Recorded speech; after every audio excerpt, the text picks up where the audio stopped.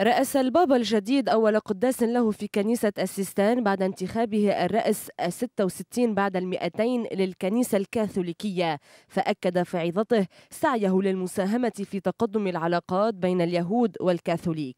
الكاردينال الأرجنتيني خورخي ماريو برغوليو الذي بات يحمل اسم البابا فرانسيس الأول تيمنا بالقديس فرانسيس الأسيزي المعروف بقربه من الفقراء والوضعاء، هو أول بابا ينتمي إلى الطائفة اليسوعية، وهو أول بابا من الأمريكيتين وأول بابا من الأرجنتين. ولد البابا الجديد في 17 من كانون الأول عام 36 متحدرا من عائلة إيطالية هاجرت بدورها إلى الأرجنتين. عمل والده في مصلحة سكك الحديد، واهتمت والدته بإدارة المنزل. عن عمر 21 عاما وبعد حصوله على شهادة في مادة الكيمياء دخل برغوليو الرهبنة اليسوعية ودرس الفلسفة ليقدم أطروحته في ألمانيا، حيث أتقن اللغة الألمانية، ثم عاد ليدرس مادة علم النفس ويدير جامعة سان سلفادور في بوينس آيرس. تدرج في الكنيسة الكاثوليكية فعينه البابا يوحنا بولس الثاني أسقفا مساعدا في عام 92، ثم راعيا على أبرشية بوينس آيرس عام 98، ومنح رتبة الكاردينالية، وأصبح بعد ذلك رئيس أساقفة الأرجنتين عام 2001. كان البابا الجديد معارضا قويا للمطالبين بشرعية زواج مثليي الجنس والإجهاض، كما وقف في وجه الكهنة الذين تمنعوا عن مناولة الأمهات العازبات. عرف بالتواضع وبقربه من الفقراء، وما الصليب الخشبي لا الذهبي كغالبية أسلافه الذي وضعه على صدره لحظة انتخابه بابا سوى تأكيد واضح لمدى تأثره بشفيعه القديس فرانسيس الأسيزي الذي تخلى عن كنوزه ليساعد الفقراء.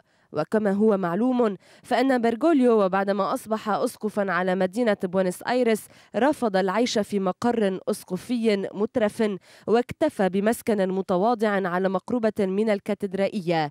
ويعرف عن البابا الجديد أنه كان يستخدم وسائل النقل المشترك للتنقل، كما أنه كان يطهو ويحضر الطعام لنفسه بعكس جميع الكرادلة. وفي المحاضرات كان يجلس في الصفوف الخلفية، ولقد شوهد وهو يغسل أقدام المدمنين. الكاردينال الفرنسي جان بيير ريكار روى أنه عندما خرج البابا الجديد فرانسيس الأول من القصر البابوي متوجها مع سائر الكرادلة إلى مقر إقامته في الفاتيكان مساء الأربعاء بعد إعلان انتخابه، انهمك مرافقوه في إبعاد الكرادل عنه كي يتمكن من النزول وحده في المصعد، فما كان منه إلا أن بادر قائلا: لا يمكننا جميعا الدخول. ولدى وصوله إلى تحت صعد مع سائر الكرادلة في الحافلة الصغيرة، وانطلقت السيارة البابوية من دونه. هذا الرجل الخجول والقليل الكلام، وكما هو متوقعا فور إعلانه بابا بدأت بعض الصحف الأجنبية باتهامه ببعض الفضائح، منها أنه كان متورط في خطف كاهنين في سبعينيات القرن الماضي في بوينس آيرس وتسليمهما للسلطة العسكرية التي كانت والطائفة اليسوعية في خندق واحد ضد السلطات الشيوعية الطامحة إلى نظام إلحادي مرفوض طبعا من الكنيسة.